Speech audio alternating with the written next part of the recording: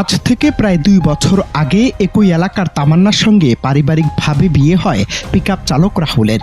বিয়ের কিছুদিন যেতেই স্ত্রীকে ভালো লাগে না রাহুলের। অজানা কারণে ভালোবাসা নজর পড়ে শাশুড়ির দিকে। ধীরে ধীরে গোপনে গড়ে ওঠে জামাই ও শাশুড়ির নিষিদ্ধ প্রেমের সম্পর্ক। ভালোবাসার প্রমাণ দিতে কয়েকদিন আগে শাশুড়িকে নিয়ে পালিয়ে যান রাহুল। ঘটনার ১৪ দিন পর আবার সে শাশুড়িকে নিয়েই বাড়ি ফেরেন তিনি। এরপর স্ত্রী তামান্না ও শাশুড়ি হোসনে আরা দুজনকে স্ত্রীর মর্যাদা দিয়ে ঘরে তোলেন রাহুল।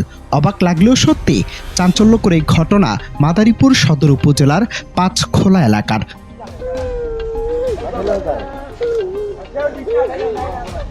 স্থানীয় সূত্রে জানা যায়, প্রায় ২ বছর আগে মাদারীপুর সদর উপজেলার পশ্চিম পাঁচখোলা এলাকার আউয়াল মাতাব্বরের ছেলে পিকআপ চালক রাহুল মাতব্বরের সঙ্গে একই এলাকার প্রবাসী মনির মাতব্বরের মেয়ে তামান্নার পারিবারিকভাবে বিয়ে হয়।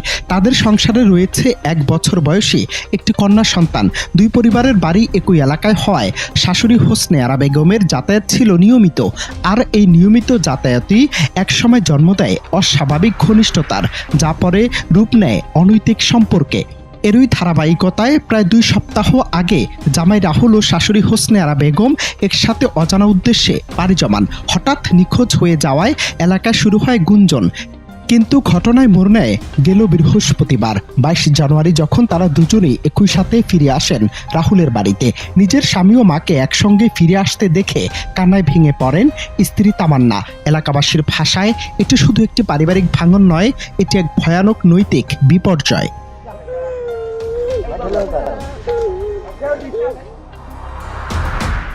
ঘটনাটিকে স্থানীয় গণ্যমান্য ব্যক্তিরা সামাজিকভাবে জঘন্য ও নিন্দনীয় বলে মন্তব্য করেছেন।